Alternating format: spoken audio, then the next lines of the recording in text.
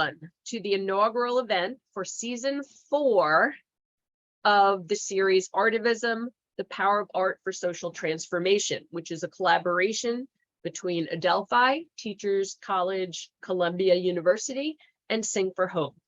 To date, the initiative has hosted over 55 presenters from all over the globe, including the US, the UK, Costa Rica, India, Greece, Ecuador, Poland, Mexico, and many other countries. As a form of human expression, art has the power to open minds, to encourage empathy, and to breed understanding, and to move people to question the status quo and to fight for change. It's toppled dictators and inspired revolutions, raised voices and saved lives, given power to the powerless and purpose and direction to billions of people around the globe. By using their art as an innovative medium for awareness, artists become activists and advocates, challenging the biggest issue of our times. From sculptures addressing systemic racism to murals celebrating Indigenous communities, public art is making a real world social impact that deserves to be celebrated. This formerly year-long initiative, but now a multi-year initiative, serves as a platform for student ambassadors and for artivists to share their work, to inspire and to challenge the audience to engage their sociological imagination, to see the world through fresh eyes. To see the full listing of events, and if you'd like to get involved either as a presenter or as a student ambassador, please go to the Artivism website, which you can access by Googling Adelphi and Artivism, and it will pop up. And if you would like to get more involved, you can contact any of the folks online here, RG Agilarakis, Carolina Cambronero, or me. And we can link you to events that you might want to either participate in or just come on board to enjoy. Before I introduce today's student ambassador, gotta admit someone, I would like to congratulate Christopher Spinelli and to welcome him to our group so that he can discuss a bit about the poster design that was selected for the fall 2022 season. His poster design relied on a simple image of two hearts painted in a vibrant impasto style. He states, at the time, in our world that seems darker and more violent, I focused on simplicity and beauty. My palette is always vibrant and joyful, even on my altarpieces that address such issues as Black Lives Matter, immigration, and LGBTQ+ rights. Palette remains vibrant because deep down, it is his hope that is shining through. Christopher, would you like to say a few words? I would. Thank you very much. Stephanie, you kind of summarized it better than I could have. Yeah, I'm glad to that you are using the two hearts as your fall poster. It's from a series of hearts that I painted. It actually started in 2018. There was a Sing for Hope piano initiative to place pianos in refugee camps. So I really did, again, I assume that's kind of the place where that needs more color and more art. And it was so great that they were placing this piano in the refugee camp in Athens. So I really kept it very simple. And that's when I really started painting those hearts. And they're very textural. They're almost sculptural. They, kind of leap off the canvas. And the palette is very bright. And, my hope is that it does bring a little kind of ray of sunshine, a little bit of brightness, a little bit of color into a world that right now doesn't always seem that colorful or bright or cheerful. So that's kind of where the heart started. And then I painted a series of those hearts, of which there are many, and they're adding to them all the time. And it's a departure from the other more serious topics and that some of my works take. But, I think sometimes it's good to decompress, take a moment, and just appreciate art for some of the just basic elements of art: color, line, simplicity, and hopefully it achieves it. And I thank you very much again for using it, and use it well. I'll just start off then. Hold on a second. All right. So each year, the Criminal Justice Department and Club host the Clothesline Project event on campus. This event has a long history at Delphi, in the country, and around the world, bringing awareness to the issue of gendered violence and hope to survivors of assault and abuse. At Delphi's Clothesline Project began with a focus on interpersonal violence directed at cisgender women and girls. Over the past 15 years, the project has evolved to recognize the wide range of sex and gender-based violence, including violence aimed at transgenders, gender non-binary, and intersex persons. In this context, a survivor is defined as a person who has survived intimate personal violence such as rape, battering, incest, or child sexual abuse. A victim is defined as a person who has died at the other hands of their abusers. The Clothesline Project honors survivors as well as victims of intimate violence. Any person who has experienced such violence at any time in their life is encouraged to come forward and design a shirt and hang it on the clothesline. Victims, families, and friends are also invited to participate, as it is the community at large. It is the very process of designing a shirt that gives each person a new voice, which to expose an often horrific and unspeakable experience that has dramatically altered the course of their or a loved one's life. Participating in this project provides a powerful step towards helping a survivor break through the shroud of silence that has surrounded their experience. Students in the CJ program and club, along with the greater Adelphi community, have collected over 500 shirts in the 15 years we've hosted the event. These are hung up around campus on clotheslines for all to see or read as they walk to and from class. New shirts are added each year as survivors, allies, and passerbys are encouraged to create and express themselves. The end result is a powerful visual display of acknowledgement and support for victims and survivors, leading into Adelphi's Take Back the Night, Speak Out, and March around campus. I hope you'll enjoy us and join us next spring in making this powerful visual display on campus to honor survivors as well as victims of intimate violence. If you would like to know more about the Clothesline Project at Adelphi or the Criminal Justice Club, please feel free to contact Professor Stephanie Lake, me, or any of the CJ Club board members throughout my AU life. Like Charles. Charles is also in this call as well. He's our president. And then we have Kaylee. Kaylee is our vice president. I don't think she's in the chat, but that's okay. But any of us, we're lurking on campus. Please join us. We have our meetings on Mondays. I'm going to advertise that now. I would like now to introduce today's keynote speaker.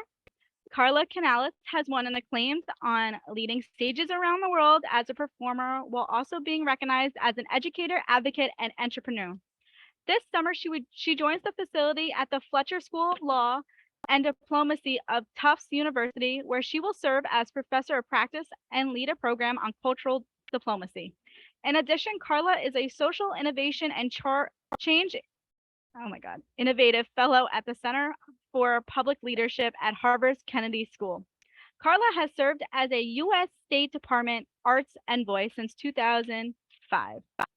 Missions in 2021 include creating new arts projects for U.S. embassies in Honduras, Peru, Montenegro, and I don't think I can say that last one. I'm sorry.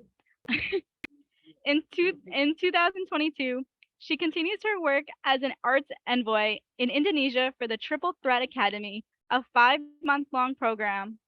Carla was a 2021 Advanced Leadership Initiative Fellow at Harvard University, the youngest fellow in the history of the program to date.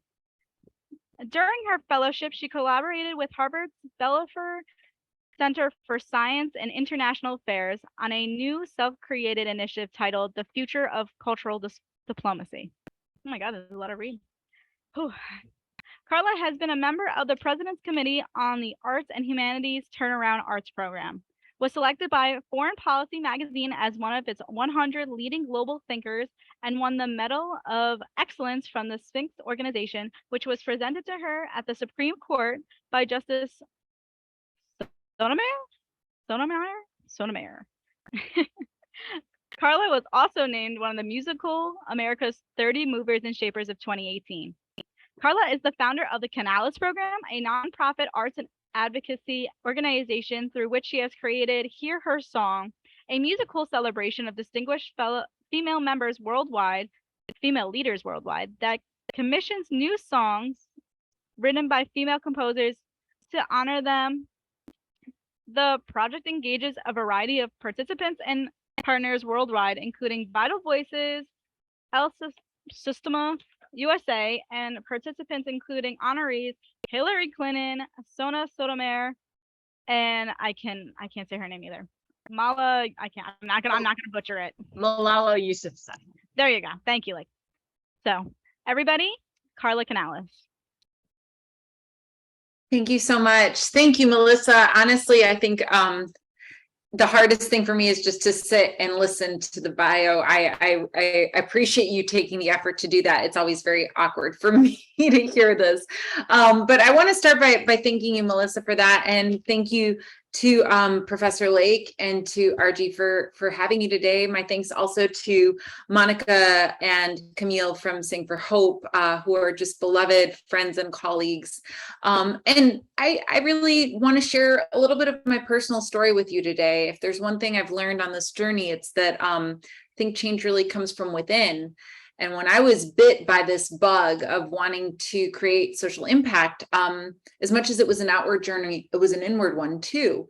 And I'll start in a place that I think we're all very familiar, and that's sort of the basic question that we're asked every day: where are you from? Right? Well, that's always been a difficult one for me to answer. If I'm feeling a little bold, I might say something like, oh, let's play a game. I'll give you a big prize if you can guess. And I can tell you that so far nobody has won. Rather than put you through the same challenge, I'll come clean. My mother is Mexican, my father is Bulgarian, and I was the firstborn, raised mostly in Michigan. And because of my diverse background, I've really always struggled with issues of identity. My parents come from very different cultures. And while my mom is quite outspoken, loves to dance, and is a devoted Catholic, my father, who is a refugee, is a research scientist who really prefers classical music. American culture didn't really enter my life until I started public school. So you can imagine my upbringing was very unusual. Instead of going to football games on Friday nights, I grew up listening to operas and eating taquitos. And as a child of coincidence, let's say, rather than globalization, I had these two very different cultures to choose from, and a new one, the American one, to learn about. I have always felt I'm a hybrid, kind of born into this state of cultural confusion, if you will. And the only way that I could survive was by becoming a chameleon and learning to adapt to all of them. Well, my dad placed his efforts on integrating into American society, but it was quite the opposite for my mom. She was determined to do her best to raise us as dual citizens with passports to prove it. So our trips back and forth to Mexico began, and I spent each Christmas singing posadas and breaking piñatas with my cousins. Sadly, I didn't really fit in Mexico. For one thing, I'm about a foot taller than all of the other kids and my cousins. And of course, I had a funny last name, the Bulgarian one. Coming home to Michigan wasn't much easier. I had a very, very hard time in school, as English was my third language. I really didn't understand American football, and I still had this funny last name. Well, life at home had its challenges too. For one thing, my parents did not speak a common language, but they did teach me both of their languages, so I had to translate for my parents. And this is really where my fascination with communication began. And this has defined my life, and it still impacts my everyday thinking. As someone who's been a translator, I'm constantly analyzing how we communicate and trying to find ways in which I can make the process more efficient and more meaningful. And of course, though I've been translating language, I'm aware that words are just words. Intention is a lot harder to translate, as is emotion.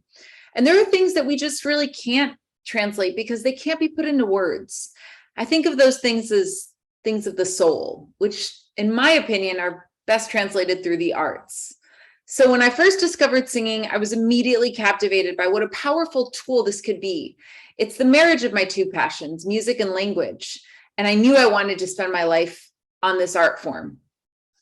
I will say though, that on my journey as a singer, I found one thing to be true.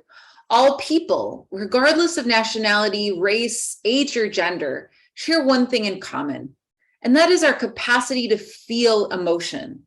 It's our deepest universal. We all cry, we laugh, we love, we feel pain, we feel embarrassment. And that is our common language, that of the soul.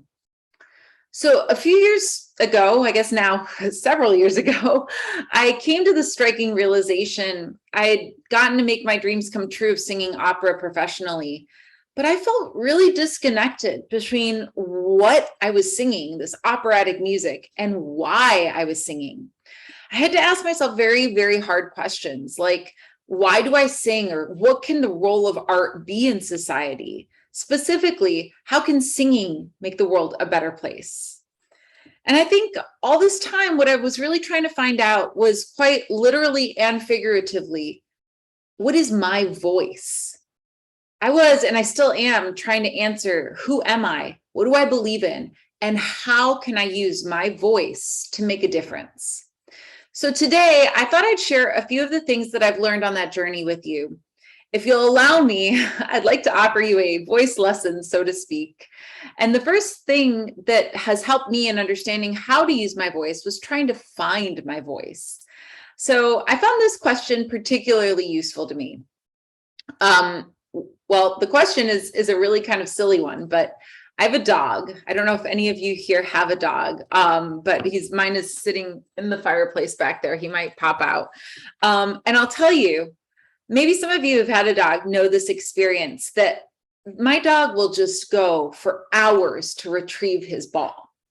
I mean, he's so passionate about it. He'll keep going until literally he'll collapse. His tongue is out the side and, he just cannot stop. So I asked myself one day, what is my ball? What would I keep doing and working on until I would collapse? Like, what would I stay up all night, forget to eat, be 3 a.m? What is that much fun, amazing, and exciting to me? And ultimately, my answer really has changed, because while it used to be this technique of making these loud sounds pretty in opera, what really is my ball now is trying to help people, being of service to people. And when I feel that I've connected with someone in that way, through that translation, through that communication I mentioned earlier, that gives me that satisfaction that I can only imagine my dog gets when he gets his ball. So next, I had to learn to use my voice. And now that I had a better sense of myself, I wanted to clearly define what that goal is. So as much as I enjoy singing, as I've shared with you, my real desire is to search for purpose. And I think that often we think of artists as entertainers, but I want to invite you to think that maybe we can be more than that. As Christopher so beautifully pointed out with his work that we're celebrating today, I think that we can be healers and educators and advocates. And his beautiful design of the program, I think, really reflects that.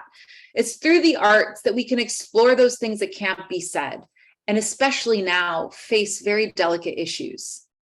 My own childhood experience of finding my place in the world through singing was so profound that it's really inspired me to promote arts education, especially in high poverty schools around the country.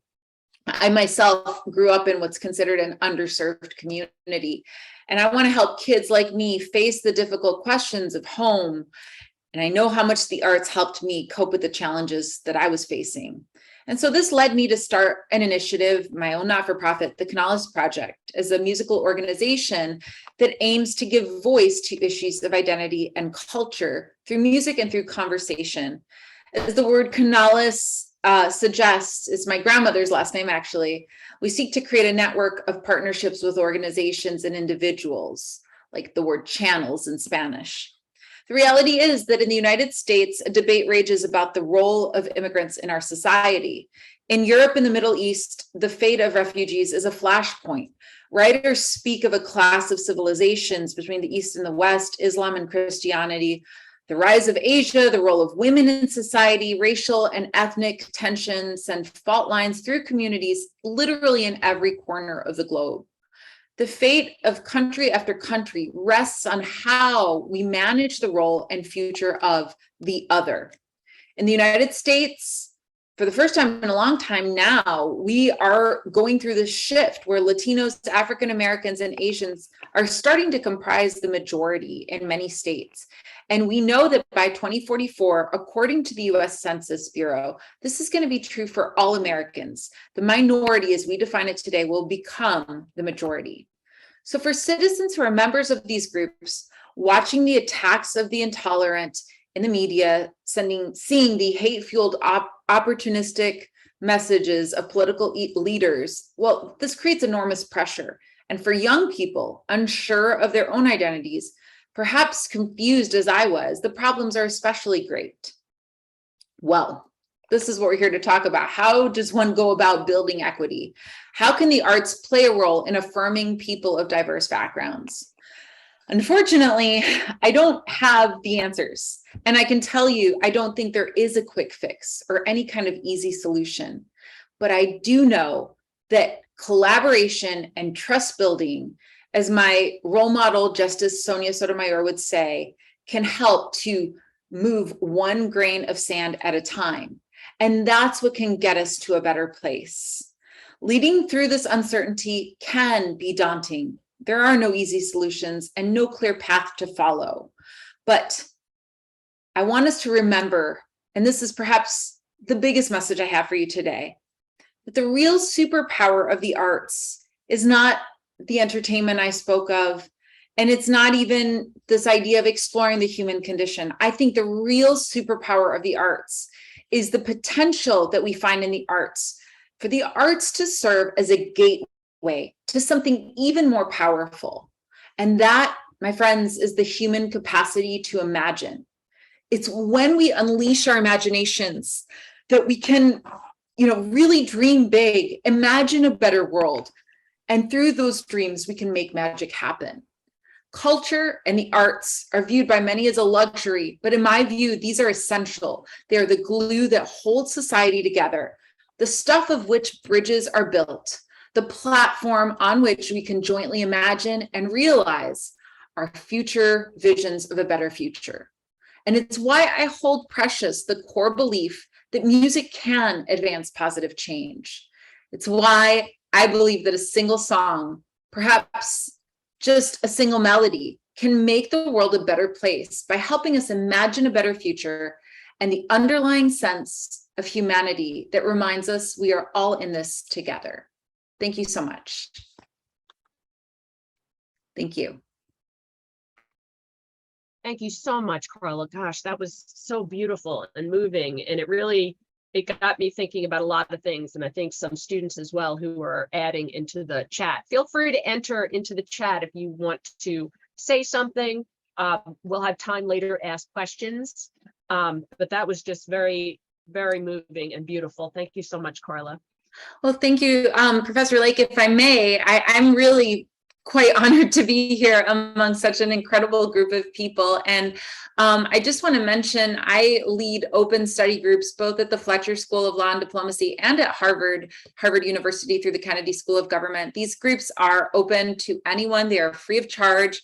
We'll be starting the Social Impact Through the Arts group in October. So I'll make sure to get everyone those links, and you are more than invited to come and meet others who have similar interests. And I would be just delighted to have any of you there that are interested. So thank you very much. Oh, wow. Thank you, Carla. Yeah. And Mel, since you're interested in Harvard Law, and Carla's at Harvard. Thank you so much. Okay, Thank you. Thank you. Mel now will introduce our next speaker. All righty. I'm now delighted to introduce our other presenter today, April McCarthy. She's the Campus Education and Outreach Coordinator for the only comprehensive family violence agency in Long Island, which is called the Safe Center LI.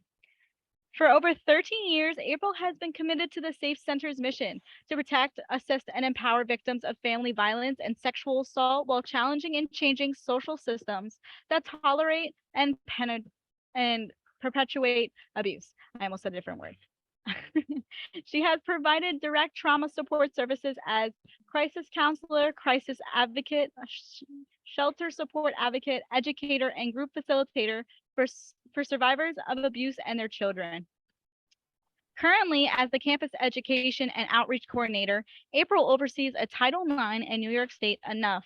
It's the Enough Joint Task Force and provides awareness, education, and prevention training on a variety of topics.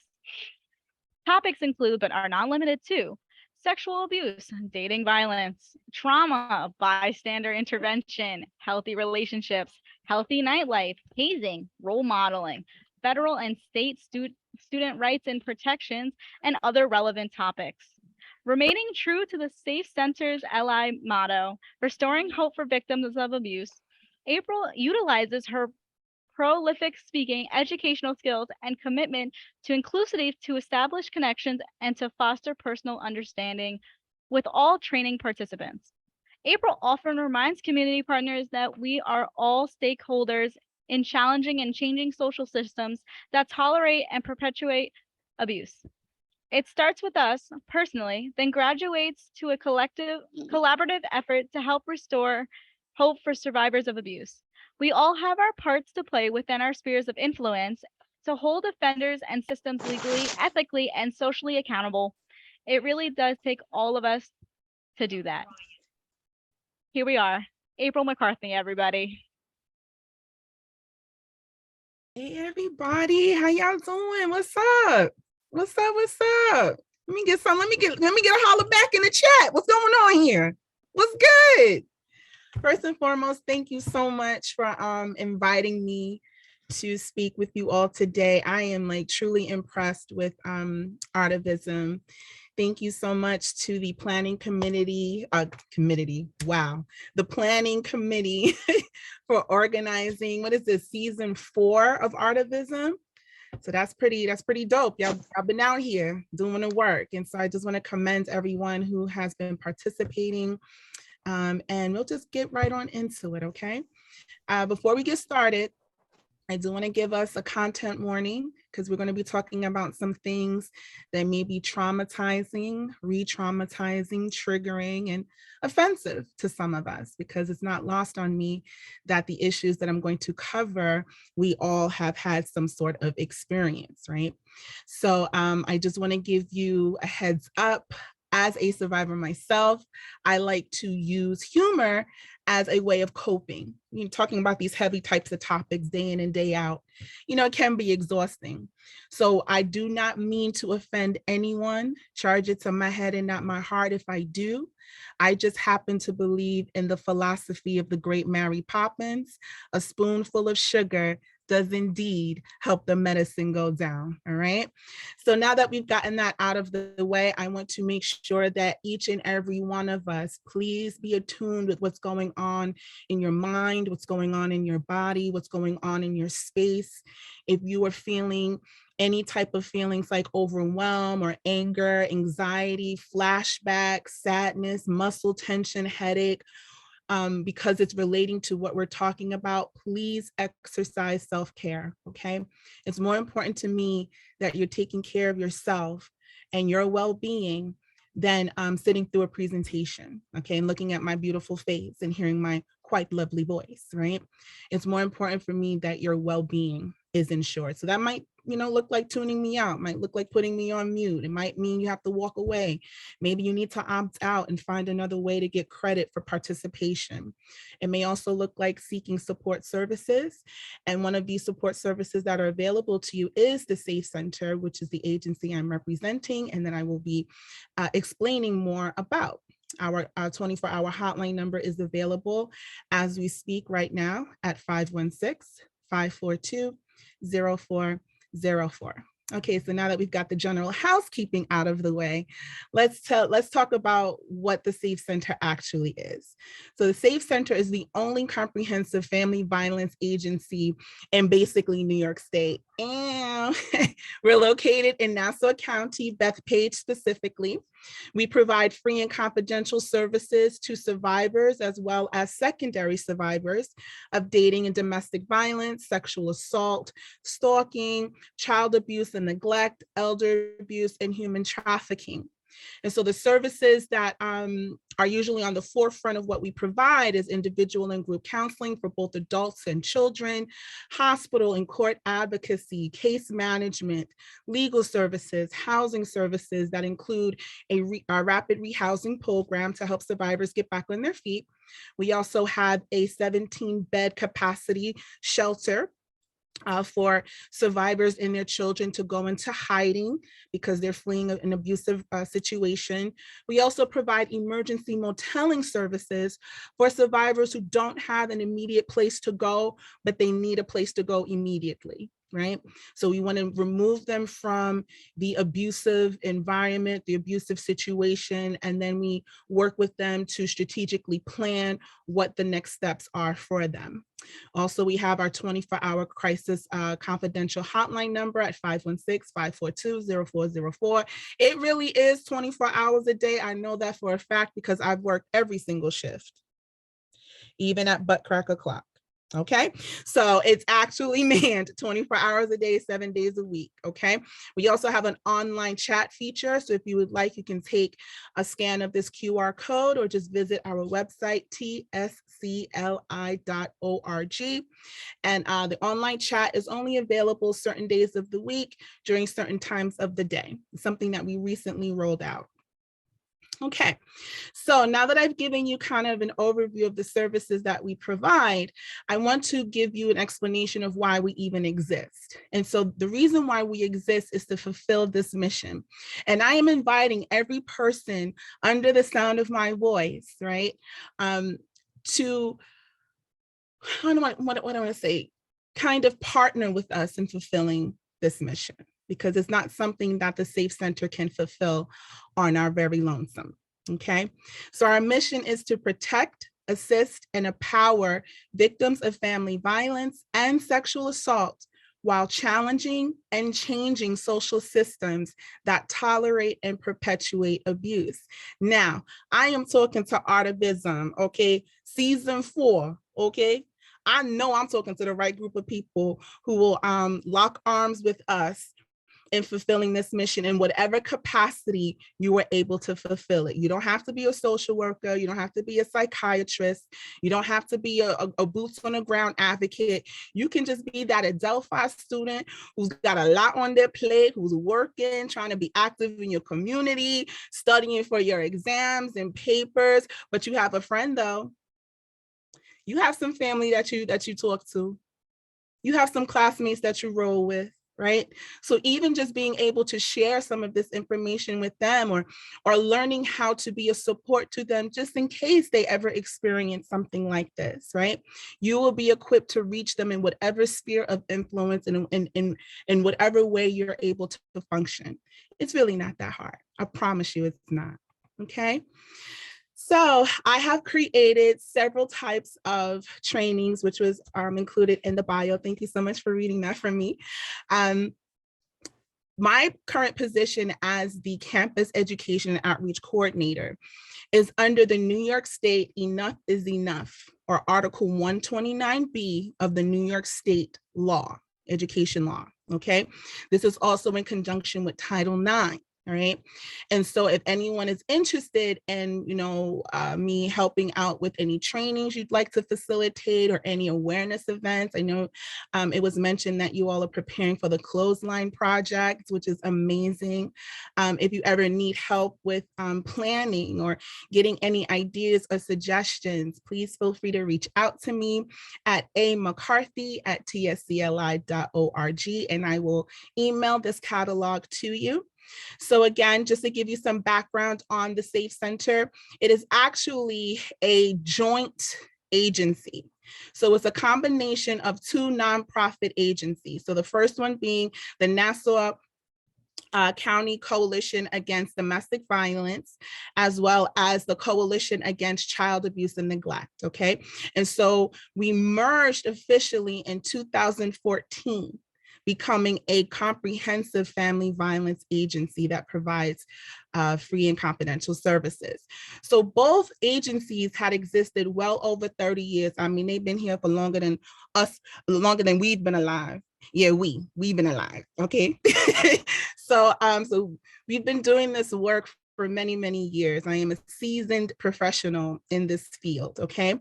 We also provide a child advocacy center where we have a multidisciplinary team that includes our child mental health clinicians, our child advocates, an assistant district attorney, CPS workers, as well as Nassau County Police Department Special Victim Services, or some people would know it like as SVU.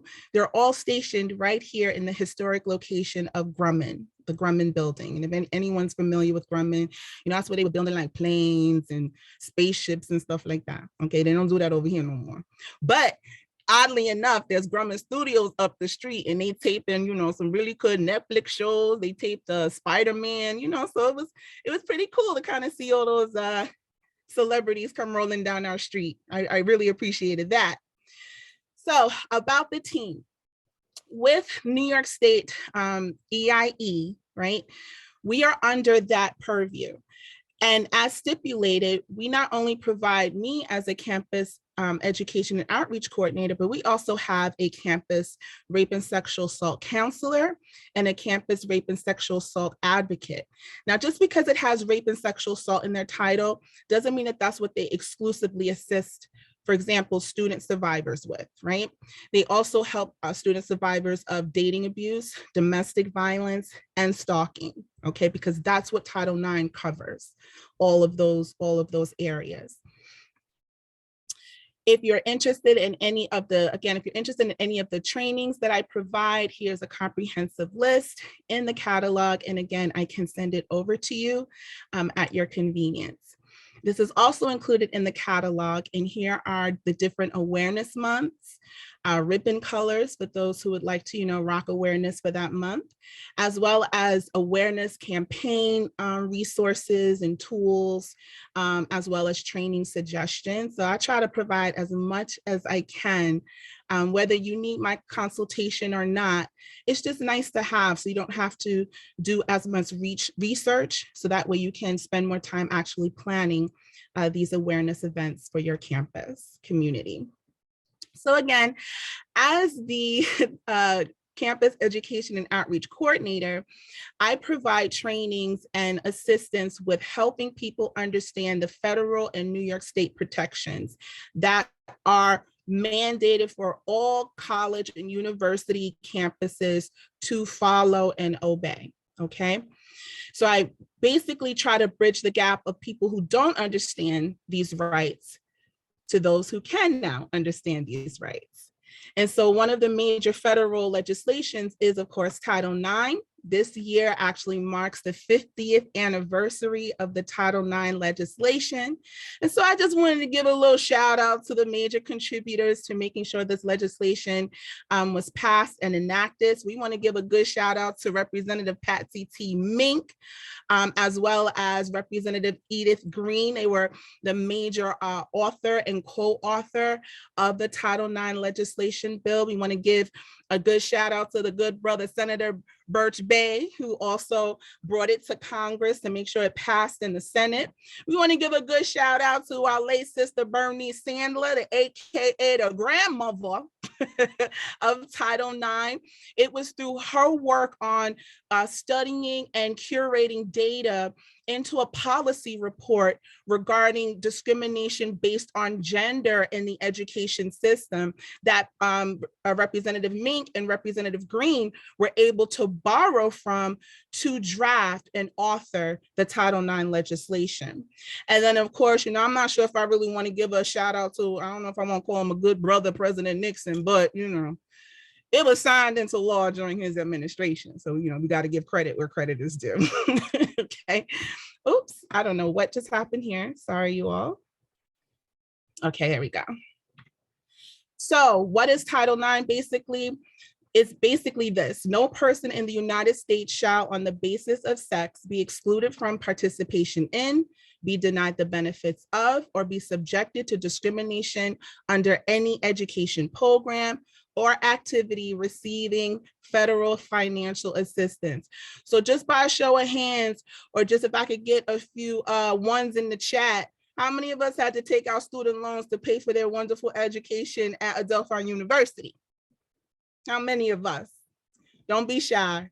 We so thankful for Joe Byron. Please take off more. Please forgive more of these loans, Joe Byron, please. Okay. If even you had to take out a federal financial loan just to subsidize or to pay for your education, it falls under Title IX automatically. Okay. So for the New York State in July of 2015, July 7th to be exact, they passed Article 129B of the New York State Education Law, AKA enough is enough. You feel me? Because we're tired of it. Enough is enough, all right? And this requires all colleges, including Adelphi University in New York, to adopt comprehensive procedures and guidelines that include a uniform definition of affirmative consent, statewide amnesty policies, and expanded access to law enforcement, okay? And so when I talk about providing trainings and services for sexual assault, we're going by this very rudimentary, elementary, very basic definition of sexual assault being any type of sexual contact that occurs without the explicit consent of the recipient, okay? We were talking about affirmative consent, right? And this is, again, expanded through New York State education law, that Adelphi University has to make sure that they provide that uniform definition. This is the uniform definition that you are protected under. Affirmative consent is a knowing, voluntary, and mutual decision among all participants to engage in an agreed upon sexual activity. Okay, so that means that this is something that we all have to be in agreement with, right? So if I agree to have sex with somebody with the use of a condom, and that somebody decides to take off the condom without letting me know and continue to have sex with me, they have now violated the condition of affirmative consent, because I agreed to have sex with a condom. And once you tampered with it or removed it and you did not tell me anything, you are now sexually assaulting me, okay? And what I also love about this definition is that it says all participants, okay? Because we know sometimes it ain't just two who want to tango, you feel me, okay? So New York State understands that sometimes it's more than a two-person affair, and that's all right. I'm not here to judge it. All I'm saying is everybody who's involved needs to be knowing, volunteering to do this, and there has to be a mutual understanding and agreement, okay? So this can be given both by word as well as by action. It can be withdrawn at any given time. Once it's withdrawn, then all sexual activity must cease and desist, okay? So just to give you some statistics, in the United States, every 68 seconds, someone is sexually assaulted. How horrible is that? How many seconds have we been here in season 4, the premiere of season 4 of Artivism? How many seconds was that? I don't know. I guess we'd have to do the math. I want to show this importantly because we have a large student population here today tuning in. And I just want you to look at these statistics. College women from the ages of 18 to 24 are 3 times more likely than all other women to be sexually assaulted. Now, women who are not in college in that same age bracket are 4 times more likely. Guess what? The fellas are not excluded. College students that identify as male, ages 18 through 24, are 5 times more likely to be sexually assaulted than non-students of the same age range. So when we're talking about domestic violence and dating violence, which again is a service that we provide for survivors experiencing this, domestic and dating violence, we're going to define it in a more umbrella term of interpersonal violence, which is a pattern of abusive behavior in any intimate relationship that is used by one partner to gain and maintain. Does anybody know the answer to this? Because I think I saw a familiar face, at least one here on the video. Does anybody know the answer to this? What is that partner trying to gain or maintain? Come on here, Stephanie. Come on, Stephanie Lake. You did that. Power and control. If you don't remember anything else about domestic violence or dating violence, it is about power and control. This is what's going to differentiate a toxic relationship, an unhealthy relationship, a dysfunctional relationship, a codependent relationship from an abusive relationship. Now, those types of relationships can lead into abusive relationship, but once a partner has attempted and or succeeded in gaining and maintaining power and control, it is now domestic and dating violence. Okay. So just to give you a stat that I find to be very interesting as well as disheartening, 1 in 3 college students experience an abusive relationship, and only 33% ever tell anyone. That anyone doesn't just mean the Title IX coordinator. That anyone doesn't mean the Safe Center. That anyone doesn't just mean the police or the courts. That anyone means you as their friend, you as their mentor, you as their professor, you as their intimate partner currently, me as the campus education and outreach coordinator. So this is why we're asking our community partners to work with us to spread the word and to fulfill our mission, okay? So in a nutshell, really, anybody can get it. Okay, anybody can get it on these abuse streets, okay? Anyone can be victimized or adversely impacted by domestic violence, dating abuse, rape and sexual assault, or stalking. Any one of us. I have worked with colleagues, right, who are counseling survivors who experienced something similar that the counselor experienced the night before with their intimate partner. Okay, so this is not something that discriminates, and it doesn't make you stupid or crazy or, you know, just out of sorts. You should have known better. We're talking about a predatory behavior, okay? And all of us have vulnerabilities. All of us have growth opportunities. All of us have susceptibilities. Okay, and so what we want to do is to empower each other so that way we can best protect ourselves and our community from this type of behavior. Okay, so if you're ever interested in attending any of my trainings or setting up any of the trainings, we go in depth on how to provide emotional support to survivors. Feel free to take a screenshot of this slide if you are so inclined. 5, 4, 3, 2, 1. And then we also have informational support that I will go into detail during the trainings. And feel free again to take a picture of this slide if you're so inclined. 5, 4, 3, 2, 1. Okay, so I just want to review with you really quick.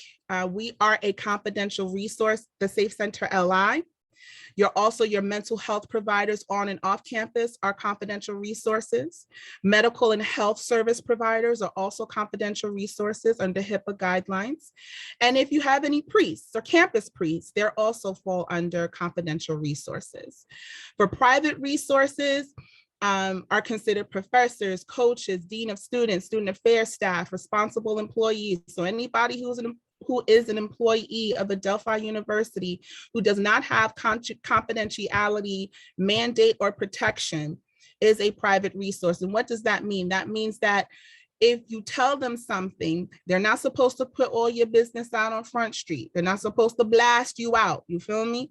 What they're supposed to do, though, legally, is inform the Title IX coordinator office to make sure that they reach out to you and make you aware of what your options are, your rights, as well as services that would be available for you. Okay, so again, your counseling center, your campus priest are confidential, but if it's a campus ministry, they're not a priest, then they're private. And of course, your campus Title IX coordinator is private and the Safe Center is confidential. Okay, so again, these are the services that we provide, and I'm going to start to bring this to a close for those who may be interested. This is Marissa. She is our campus counselor. We are actually in talks with Adelphi University to set up a meeting space on campus for those who would like to receive an off-campus service, because we're considered an off-campus service, but we're confidential, so we don't have to tell your university anything. Okay, without your express permission, we don't tell them anything. Okay, so we'll be able to have that space and meet, in person or have virtual hours to make it more convenient, because, it's hard out here. Inflation, gas prices are through the roof. Some of us rely on public transportation. It's not, getting all the way from Rockville Center or Garden City to Bethpage is not an easy trek. So we want to make it as easy and convenient as possible for you. This is Erin. However, I'm going to have to update the slide soon because she is leaving. She's moving to another state and pursuing another opportunity. But she is basically our campus advocate. So what she would do, or the person who will be coming in after her, what they would do is provide free advocacy services with Title IX investigations, with if you need a forensic rape exam at the SANE centers in Long Island, for example, she can meet with you there and help to link you to different services. If you need a family court order of protection, or you need any type of advocacy and intervention with other agencies and institutions as it relates to your situation, this is what the campus advocate would do. Okay, please feel free to connect with us on our social media platforms. Facebook is the Safe Center. Instagram is at the Safe Center LI. Twitter is at TSCLI. We also have LinkedIn. I don't know why it's all the way over here, but it's the Safe Center LI.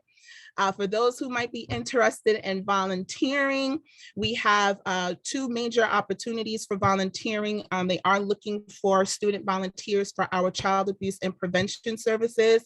And what they would do is they would help provide classroom presentations, either in person or virtually.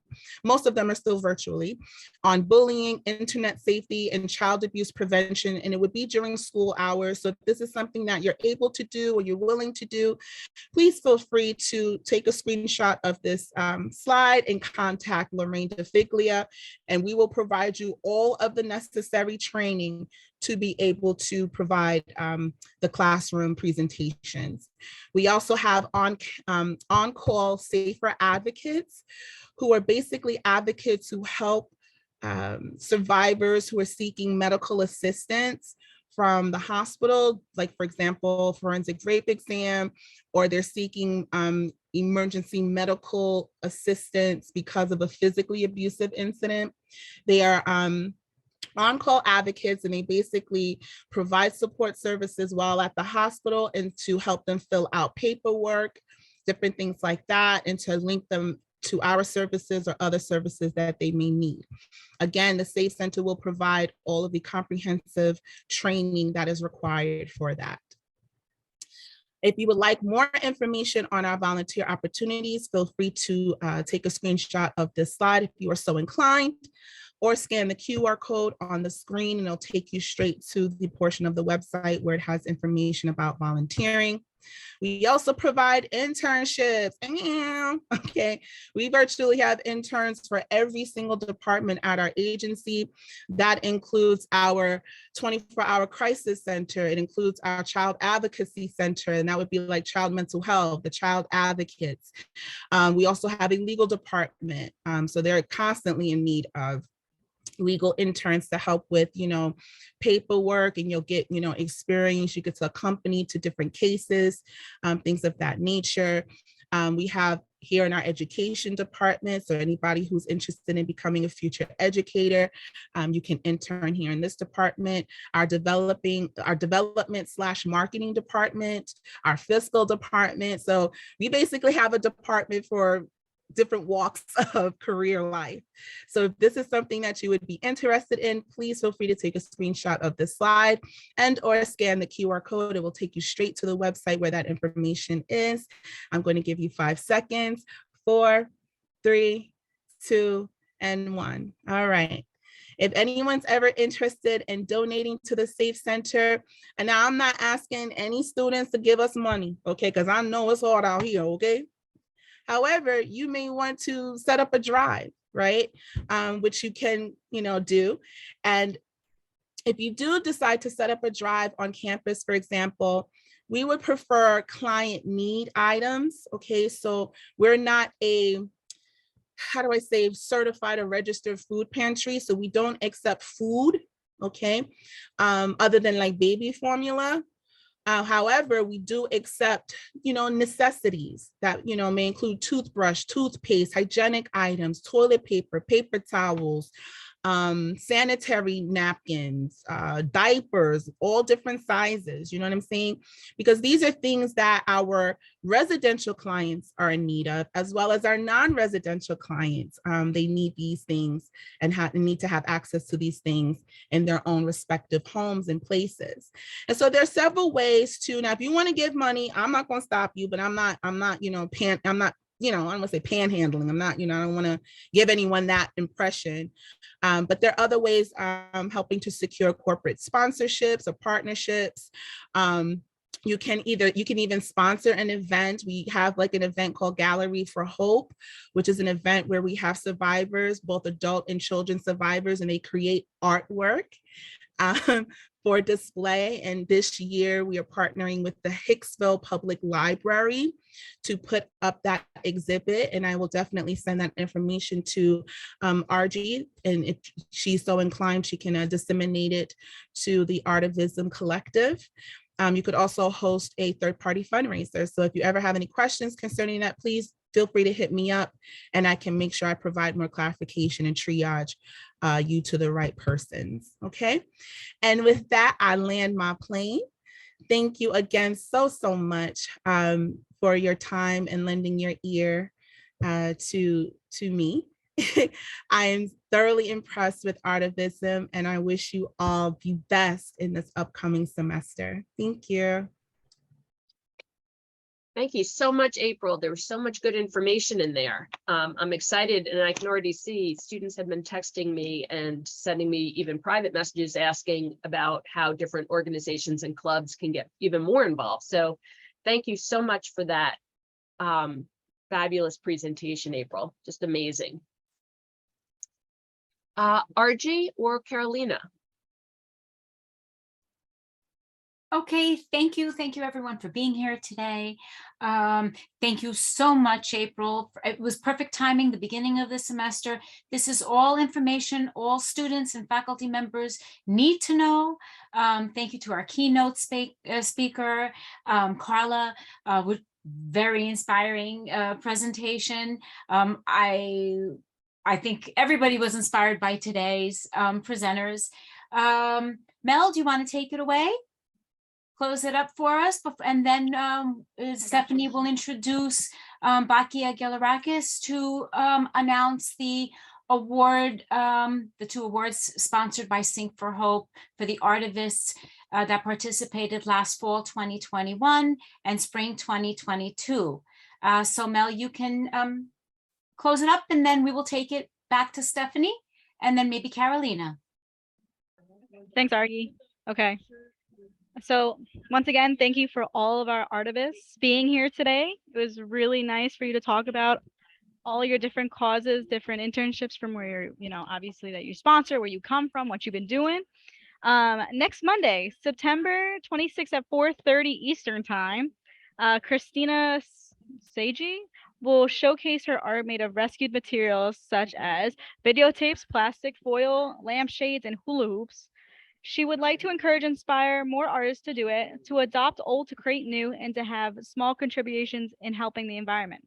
For more information on this and all the series past and upcoming events, please go to the Artivism website by simply Googling Adelphi and Artivism. Follow us on Facebook or Instagram at Artivism for Shared Humanity, or take a look at our YouTube channel as Artivism for Shared Humanity. If you'd like to get more involved in the ongoing initiative, please contact the Artivism team at artivism@adelphi.edu. And after the Sing for Hope Artivism Award, alrighty, we're going to have a Q&A. So please raise your hand on the Zoom function and unmute yourself and ask your question, or in the Zoom chat if you're comfortable with that. Okay, now we're going to thank you, Mel, Student Ambassador Extraordinaire. We are going to quickly hear from Baki Agilarakis, one of my former students and delightful young man who's going to tell you a little bit about the award recipients. Baki.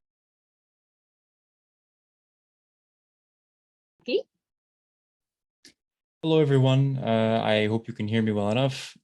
I apologize for my lack of video. I'm having some technical issues, but nonetheless, hello. On behalf of the committee that chose the artivists that will be receiving the Artivist Grant Award on behalf of Sing for Hope, the committee including Pamela Kolher, Garen Stroko, as well as myself, I'm here to announce the artivists that we have selected.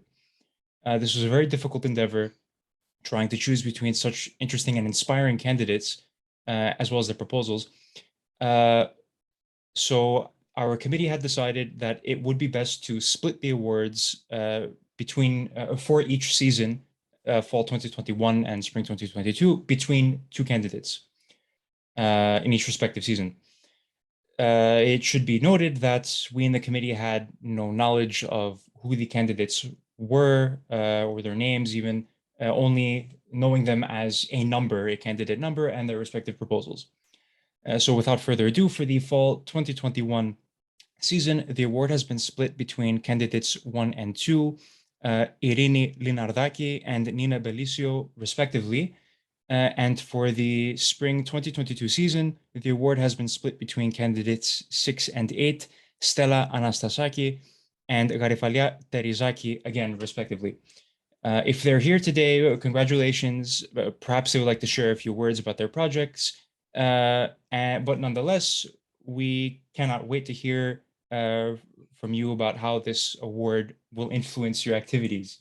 Congratulations again, and I hand over the virtual floor back to Artivism.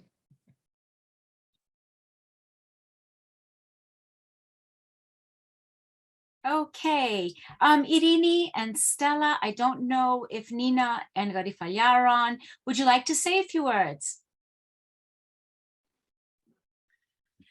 Thank you very much for this honor. It's really nice, and thank you everybody for this selection. It's quite late here in Greece, and I apologize for my Greek. I have no words right now to share with you, but if any of you is interested in finding out about our initiative, we're called Offstream, and what we're trying to do is communicate art to people with impaired vision. So often we don't have enough words to describe what is the intention behind an artwork, and this is very difficult, but we try our best to do so. So thank you very much for your support. This is very helpful for us to keep going on. This is for me, and in case anyone else has any question, I'm here to answer.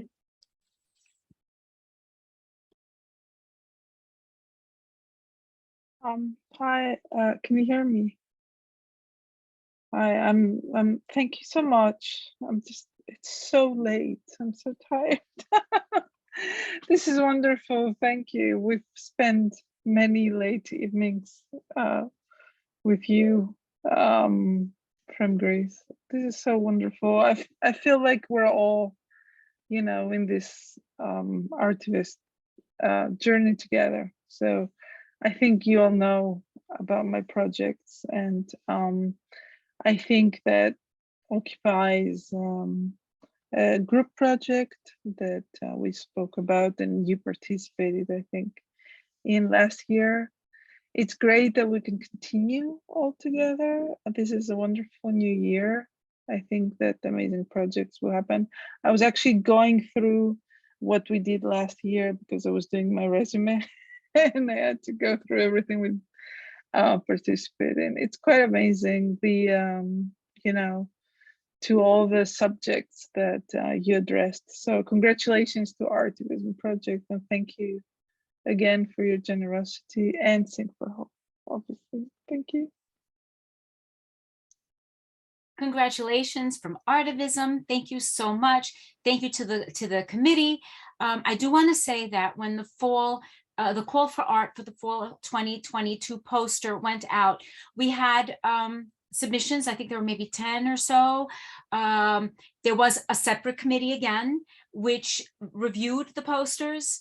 And the one that was selected was Christopher Spinelli.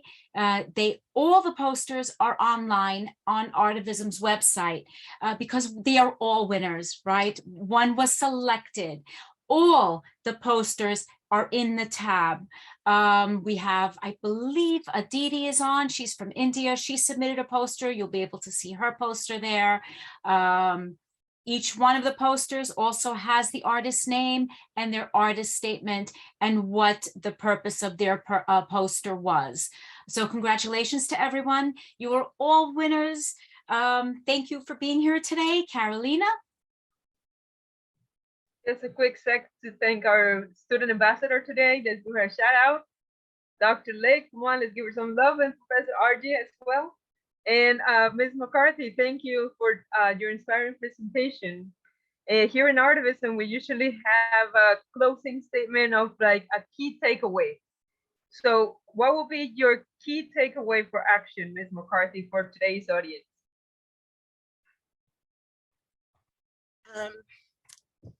The key takeaway for action, you said? Yes. Yeah, help us fulfill the mission. Help us to help educate, empower, assist, right? Support survivors of violence in whatever arena, sphere of influence or function you are in, whether it's just sharing information, and just letting the people in your lives, especially the ones that you love and care about, letting them know that you are a safe space for them, right? And that even if you don't have all the answers, that's okay. We have answers, right? Even if you just link them to people who do have answers, what's more important is that they know that you have the heart for them in their situation. And I don't think that that's a hard ask for any of us to do, because it's so pervasive. Trust me, if you haven't experienced it, I'm pretty sure you know somebody who has. They're just a stone's throw away, probably a few feet from you, okay? And so that is the biggest takeaway. Take care of yourselves, and let's help each other take care of one another. Thank you. Wonderful start to the 4th season of Artivism. Professor RJ, would you like to give the closing remarks for today? Well, I don't know if anybody has any questions. I know Tristan Seijo, I don't know if I'm pronouncing it correctly, had her hand up before. Does anybody have any questions or comments before we close it up? And if you don't feel comfortable asking now, we can connect you with any of the speakers from today. Or if you have more general questions, you can send them to RG, Carolina, or myself, or, oh, Irini. Are the appointments going to be similar, like it's going to be every Monday, like Yes. last year? Cool. Every Monday. Some of them will be earlier sometimes. Yes, and we are working on having a European hub, which will be once a month on a Sunday to accommodate that time zone. So we will be announcing that in the next month. Yes. Okay, cool. But the Mondays we'll look forward to. Thank you. Mondays, you could see the schedule on the Delphi Artivism website. So I'd like to thank, first of all, Dr. Stephanie Lake, who trusted Carolina and I. It was what started out, you know, the initial proposal was to do maybe like one presentation, and now we have like, yes, now we are. It got a little out of control. Yeah, well into the 4th In a season, good way. and you know, planning for the 5th. So if you would like to present, if you have any ideas or whatever, you could just contact us at artivism.edu. Thank you for Delphi University, Gottesman Libraries Teachers College, Columbia University, and of course Sing for Hope, who are all our sponsors. Thank you so much, everyone, and hope to see you again next week. Same bat channel, right? Same bat time. And thank you to The my artist students. also Mr. Spinelli and the committees that selected the poster and the awardees for today's Artivist Award.